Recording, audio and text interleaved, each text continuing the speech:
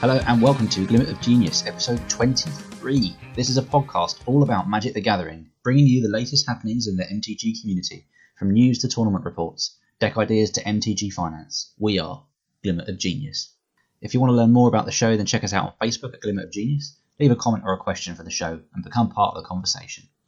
My name's Luke Vincent, and I make YouTube videos. On the line with me is Level 2 Judge Grant David. Getting warmer, Grant, I don't like it. Well, you've seen the colour of my hair. Yeah. In today's episode, Grant has another spicy brew for us, and we're going to talk about GP Hartford, I believe it was. He says. Oh. Yeah, Hartford. It didn't sound right. It sounded like that's... Where is Hartford?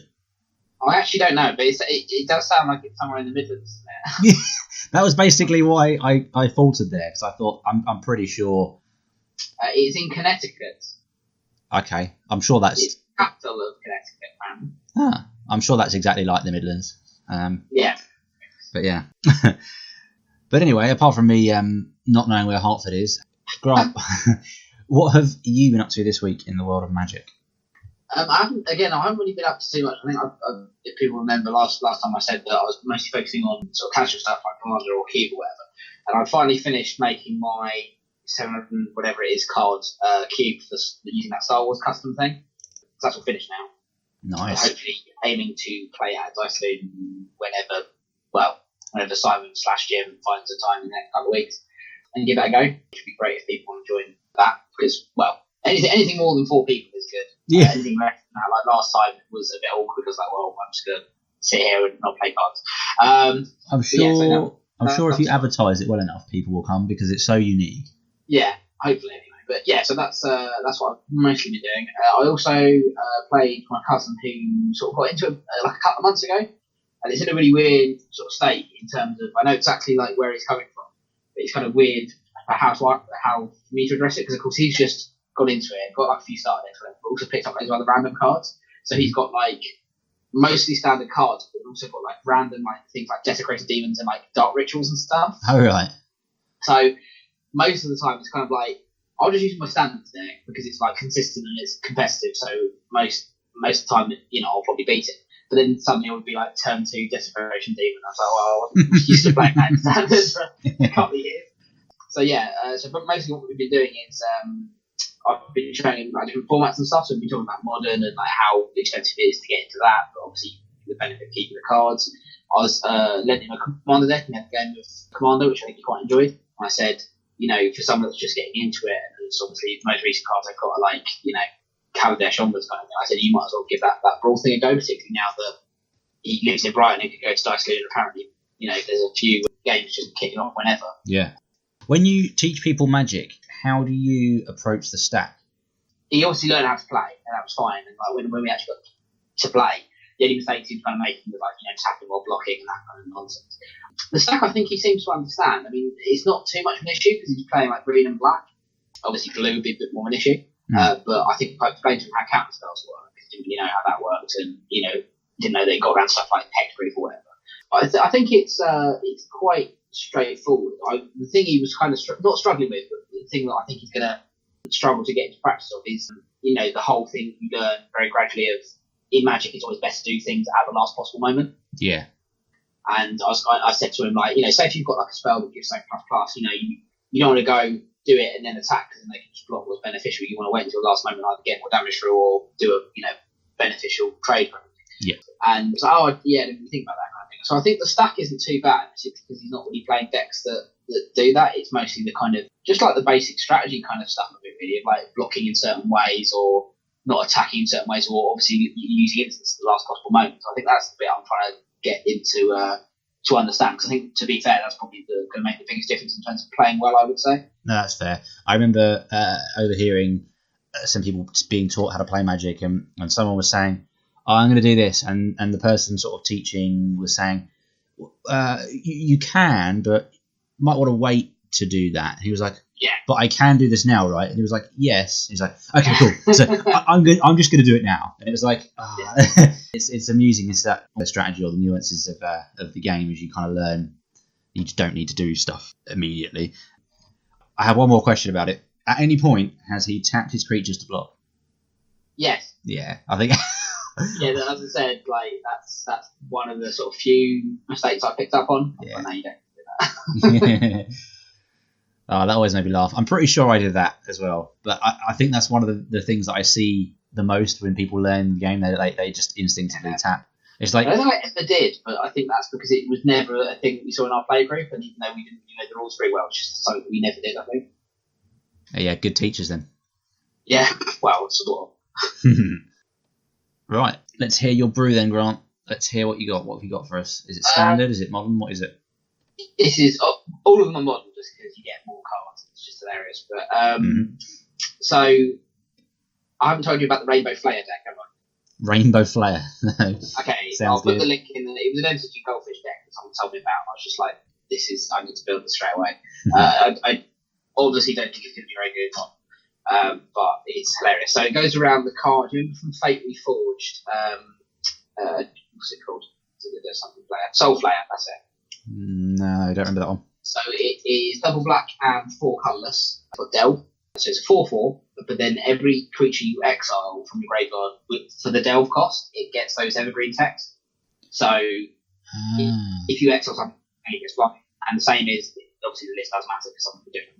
The same is true for first strike, double strike, death touch, haste, hexproof, indestructible, lifelink, reach, travel, and vigilance. Okay. So what you do is you have a deck of obviously 4 of those.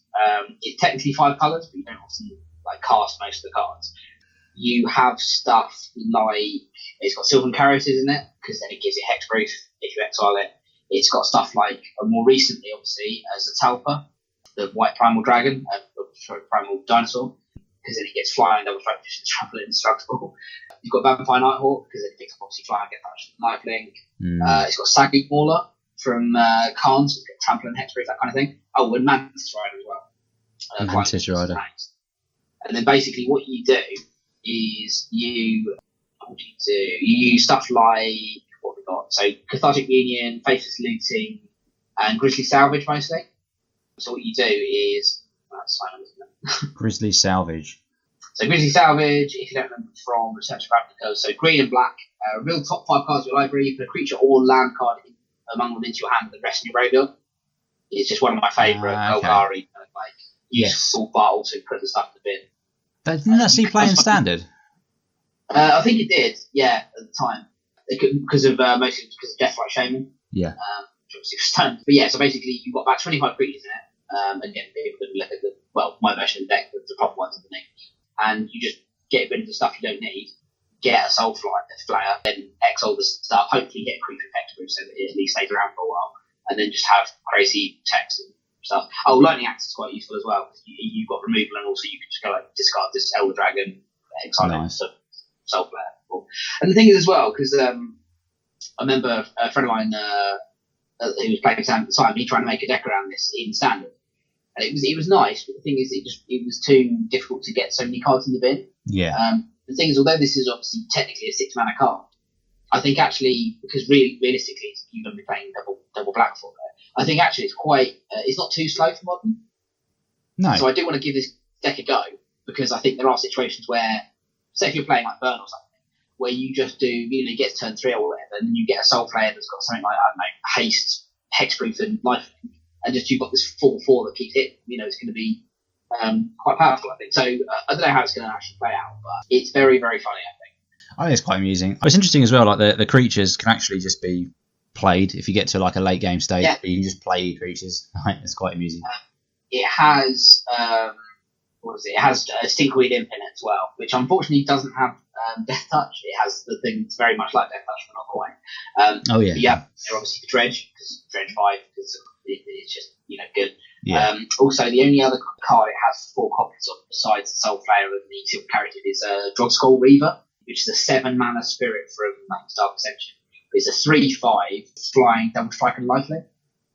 Oh right, because it just gives it like the best text apart from hexproof. Yeah, yeah. So you say you go Silver Character turn 2, you've done like a Christie Avenue, whatever. You get to turn 3 or turn 4. All you need to do is exile something with hexproof and that, and you just basically effectively, particularly like I said against something like Burn or some other really quick deck or whatever. Yeah, I don't know how they'd answer that at all. Yeah, just like 8 every turn, gain 8 life, whole block. Yeah, it is a bit crazy. Also, one that I quite liked, which again I've kind of done a few one-offs if people want to look at this just to sort of testing. There's a random card from Plain Archaeus called Uktabi Drake, which is a 1 green mana 2/1 flying haste creature, but you have to pay 3 for its echo cost to keep it alive. So the way I see it is you just play it, you attack the 2, and then it kills itself, puts it in the bin, and then obviously you can give the Soulflayer flying and haste, which I think is quite a good evergreen text to give it. I take it doesn't inherit Echo. No, it's only evergreen text. Okay. Well, the evergreen text is states, not all of it.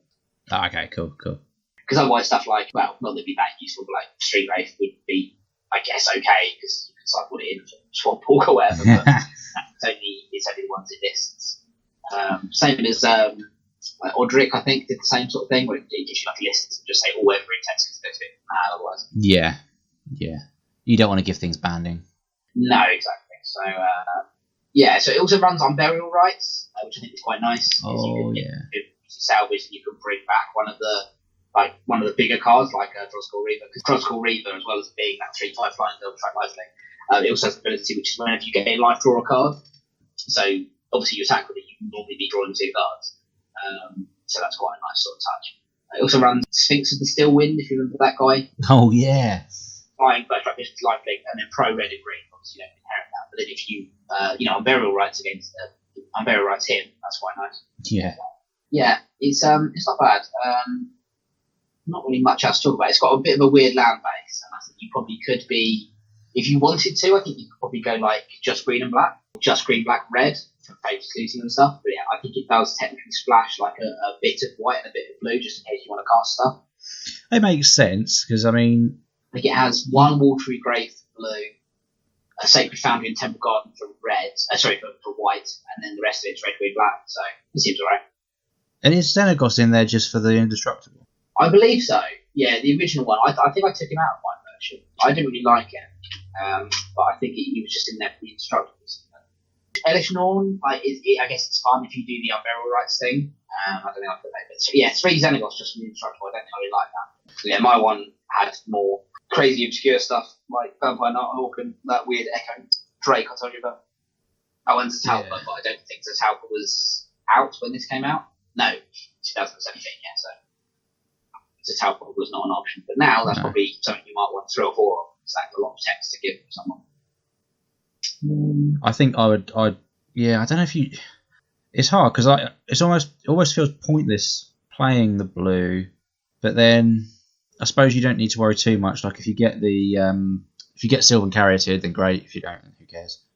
Yeah, I mean you got 4 of them. Again, mostly for Hexproof, but also for Ramp. It's just it's one of my favourite cards anyway. So I quite like it.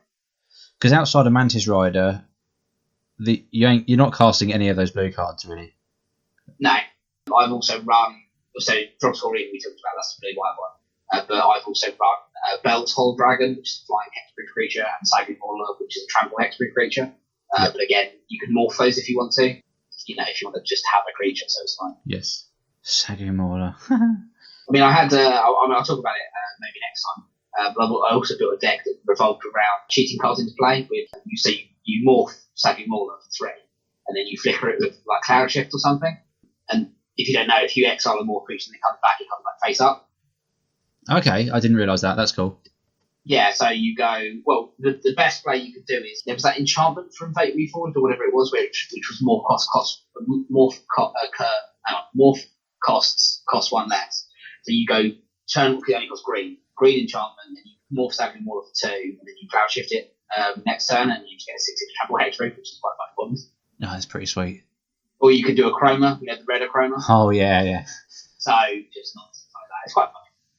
That's pretty cool. Would you consider it's slightly different vein because I mean it's a bit of a non-bow, but would you consider Cairn Wanderer as a bit of extra redundancy? I see. I did think about it. I think it's on my maybe list. For those that don't know what Cairn Wanderer is, it's kind of like Soulflayer, but it doesn't require you to delve. You just get the text. The thing that puts me off is that it's 5 mana. Oh right, okay.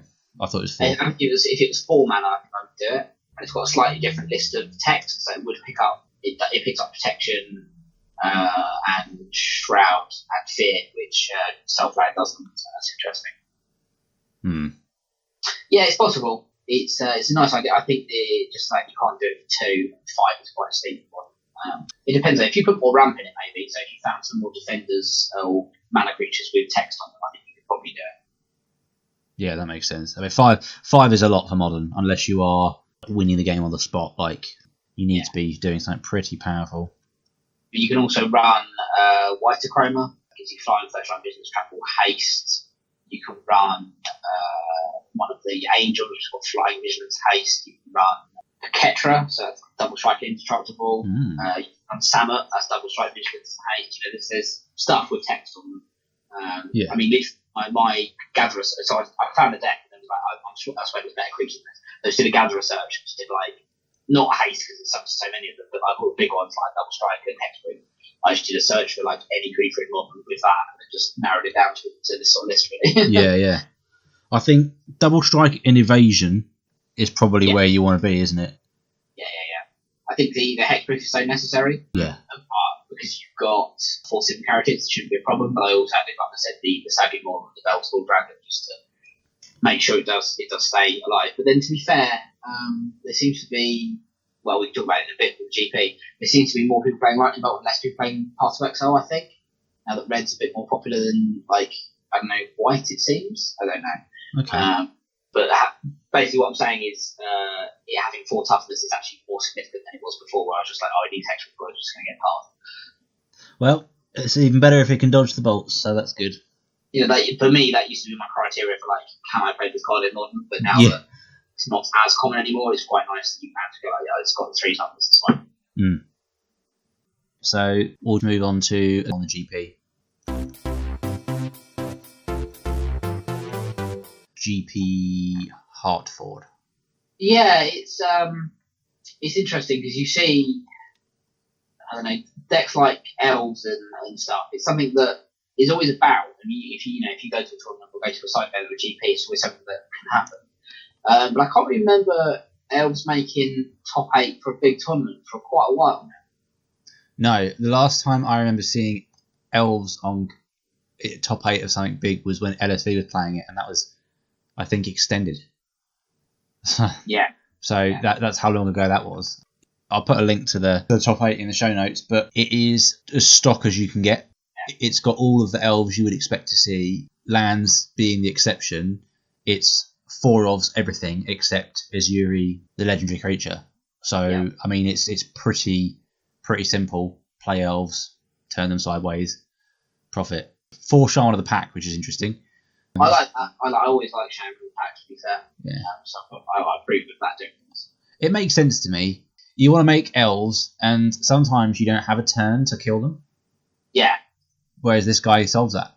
So, okay, yeah, exactly, yeah. I've made elves, or people are going, right, good for you with all your elves. I've got a blocker with lifelink. It's like, okay, I've got this shaman laser, and then that's it. It's great. Yeah. Makes sense to me. I like seeing in the top 8 because it makes you feel good about modern, even though it's a pretty messed up format anyway. Yeah, I agree with that. Yeah, it's nice. It's nice to see that a deck like this actually do well at an event. Speaking of things I haven't seen for a while, maybe they have been around a bit, but I can't remember a recent memory Boggle's doing that well.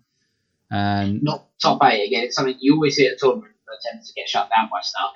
And this is what I was saying before. It's like I went into detail about the last time. It's like game theory in terms of if lots of people play Boggles, people will sideboard against it. But if no one does, and everyone's scared of Tron and Jason Whitecott or whatever, everyone forgets to put in the anti-Boggle stuff. And now that this top 8 has 2 Boggle decks in it, I reckon what will happen is more people will sideboard against it, and therefore we won't see it in the next tournament at all.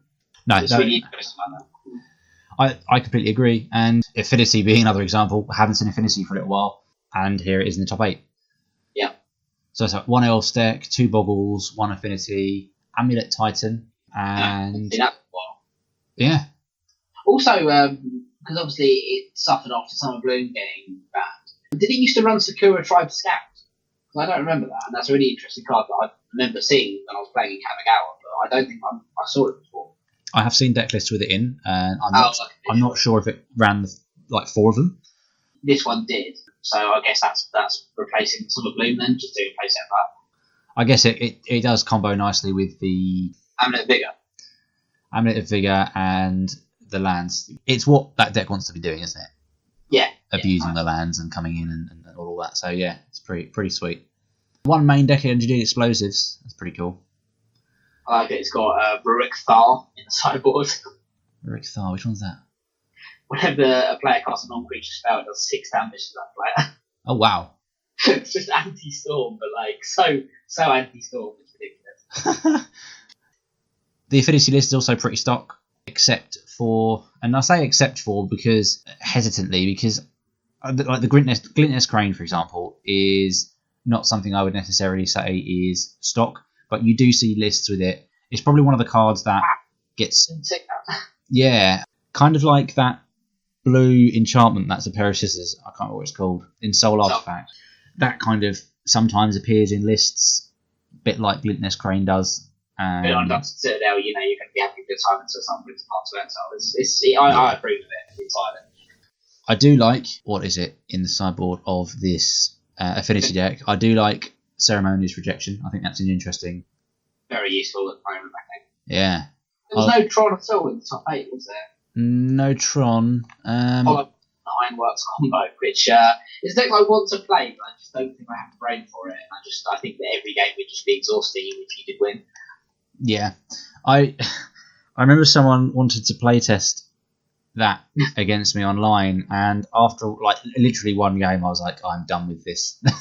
Like, online, I can imagine just being so stupid if you can't shortcut stuff. No, if you haven't heard of what's it called, a Carrot Clan? Yeah, I can't even speak. Carrot Clan Ironworks. Yeah, you basically sacrifice artifacts, make mana. And then 2 mana, and keep doing this until you can slowly kill them with the Pyrite Spellbomb. You basically go off with all your artifacts, and yeah, well done you. Stony Silence is good against this deck. Yes, I entirely agree.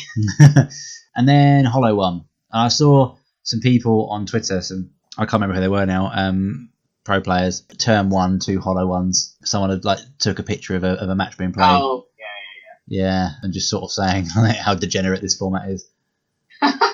It's really not if you're playing stuff that discards stuff from your hand at random, you really can't be angry at them. No. It's kind of why I want to play the deck so much. One, because it is quite good. And 2, just because I like how random it is, because you can just, if you go off, you just say sorry, the RNG gods are in my favour, and from experience from playing, stuff like Warhammer, I always seem to have a knack for, if I play consistently and competitively, I do really badly, but if I go something really risky, I do quite well. For those of you that this means anything too, I once had a single Tower Fire Warrior survive in combat against a 200 Brood Lord or whatever it is. I think you rolled just 4-1, so this Tower Fire Warrior, yes, I survived.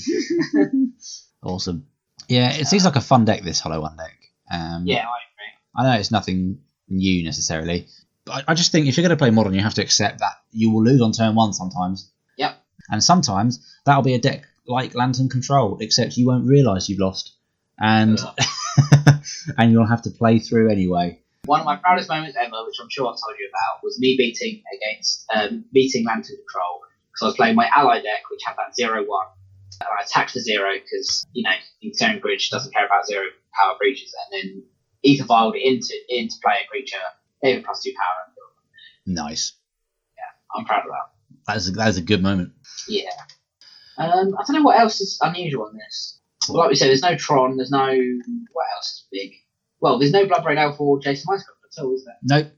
No Bloodbraid Elf, no Jason the Mind Sculptor. The burn deck that's in the top 8 as well is, again, very... So snog. Yeah. I think I have almost that exact 75. He stole your list. Yeah. One stomping ground for the Destructive Revelry. Ben will be pleased. I was just wondering what that was for, because I thought, sometimes they run a Tarkus command, don't they? So. Yeah, Ben is really big on Destructive Revelry. He will not have it any other way. That if that's what you want from your sideboard, then that's the card that you need to do that thing. And he's very hot on that, and it seems to be proving him right. Yeah. Oh, is the price of Goblin Lore still crazy? I think it even went up even more. I think it was $13. It's not a rare, is it? It's an uncommon. Yeah, no, I know. For 10. Yeah. Oh, for God's sake. Okay, so it was 20 cents. I mean, it went up to 13, which I remember. Then it stayed at 13 for a bit. Then it went up to 25, and now it's at 28. Goblin Law. Yes. $28. If people have 10th position or Portal, you look through your uncommons. The actual. Yeah. The thing is, though, which I didn't. I mean, I obviously there is probably a reason for this. I don't see why you don't run Cathartic Reunion rather than Goblin Law, because you're not doing it at random. It's 2 mana, isn't it? You discard less cards, but as long as you've got 1 mana, I think it's just strictly better. I would tend to agree with you. Obviously, he must have done. You can't do turn 2, play all of them for free. But I think if you're not discarding at random, you're probably doing better. Let's think about this though, right? So, are they? Because Faithless Looting is just straight discard 2. Burning Inquiry is 3 cards at random. Yeah. I mean, I assume. Are they? Do you just get to a point where what you're discarding, you don't really care if it's random, or? Well, if you discard the hollow ones, then you defeat the point of discarding. Yeah, I suppose you. Yeah. You can't ever do that because you draw first, don't you? It's not like Professor Oak, where you discard your. Where you discard and then you draw, is it? No, it would seem to me that if you're trying to do this thing where it does require a bit of sculpting the graveyard, that I would be happy to sacrifice drawing 1 less card and discarding 1 less card to have control over what I'm discarding. Exactly. Yeah. Like, I want to build this deck, and the only things I'm lacking now are the hollow ones and Goblin Law, and rather than spend 100 quid on 4 uncommons, I'm just going to do Cathartic. God, why is that 100? Oh, yeah. Like when you said 28 for 1, I was flabbergasted. But then when you when you think people are going to be like, oh, I'm going to buy, and I can't imagine that you're in the minority there thinking, just stick with Cathartic Reunion, this common that I can find in the bargain box anywhere because it's been printed a lot like recently. I mean, that's it'll be $100. Like, I've just got on eBay now. There is someone selling. I mean, there's not actually very many on eBay at the moment, to be fair. No one's selling any play sets, but they're 15 quid each. Insane. Which are commons from Portal or uncommons from 10th edition. Oh, there was also some in the starter set, but whatever. Stupid. Yeah. So I would use Cathartic Reunion for many reasons. Yeah. The first one being you can buy a lot of the deck with the money you save on buying the Cathartic Reunions. Well, like I said, the only things I need are hollow ones and Goblin Law, and hollow ones are still only about $2. I like the foil ones are expensive because of this deck, but other than that, they're still, like, although they're big played, they're still a very abundant rare from a very recent set. Yeah. It's that sort of card, isn't it, where people who are newish or only really into standard at the moment don't necessarily have a modern deck or don't have the interest in building a hollow one deck. When they've opened this at their drafts, they're going to just be like, and it's going to be in their trade binder, just sitting there. So it's not going to be hard for people to get hold of if they want for. Yeah, exactly. How are the stupid fast lands doing now? In terms Filter lands or the Blooming Marsh and stuff? Like Blackcleave Cliffs, those ones, the fast lands. Are they stupid expensive still? I don't think so. They would have gone down a bit. Whoa, okay. I did not know they did that. Well, I bought mine for $5. They're apparently 42 at the moment, or 48. Sorry. Is that just because of hollow ones? It spiked at the same time, just after Rivals came out, when I think hollow ones started appearing. They went from $20 to $46 overnight. My God. Okay, I'm kind of tempted to sell mine now, to be honest, and just wait for them to go back down. Well, yeah, you might as well. Yeah. I mean, the only thing is, I do want to play hollow ones, and I do want to play Visual Brand at some point, so I don't know. Yeah. Are the pain lands too much? It's probably, like, for something, probably not Visual Brand, but for hollow ones, you just don't really care enough anyway, like, whatever. Yeah. I mean, you go into modern, you'll just be discarding stuff randomly, like, you're already just an absolute madman. Yeah. Which is why I want to play it. It's just so chaotic, it's so my style. Yeah. Just go to the opponent's like, pick a card, any card, I don't care. Could this deck play, or would it need to play something like Simian Spirit Guide? Would it actually get anything out of that? Or hollow ones? Yeah. Does it need to do that? Just to power out stuff? Does it need to, or does it not? Is that not really? I probably would. I think if I made a list for it, which I can't remember if I have or not, I think I probably would substitute, like, I don't know, an angler and, I don't know, a street for something. Probably actually not a street, but something else. Because it runs lightning bolt. Yeah, I'd probably sacrifice like a lightning bolt and an angler for Simian Spirit Guides, because, again, you've got that situation where, particularly if you're doing a random thing, where you can't plan your mana accordingly. Like, if you get to a situation where you've discarded 2 cards and you need to play, or you want to cast 2 hollow ones to be made for 1 mana, that's where the Spirit Guide would be really useful. Yes. And also, you don't really care if you discard it, because it's like, oh, it's just something that's not hollow ones. But yeah, I agree with that. I think I might try that.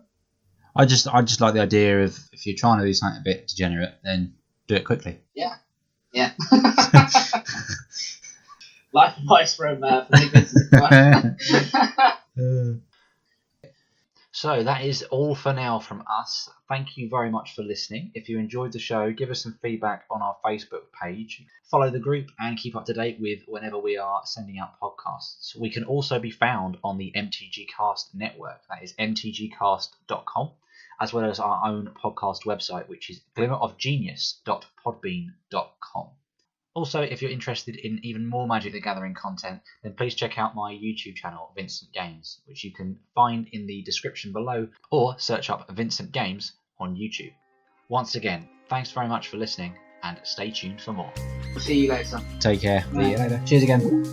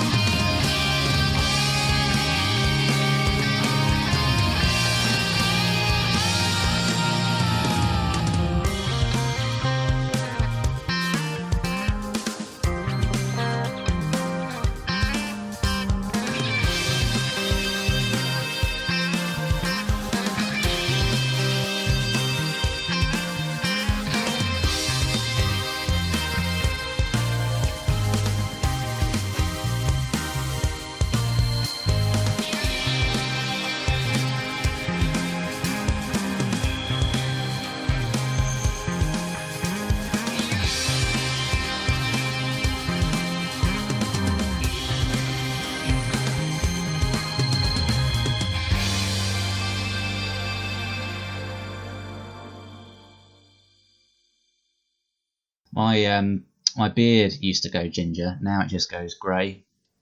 Oh, that's, well, depending on your views, probably depressing. Yeah. Oh, just one step closer to death. Yeah.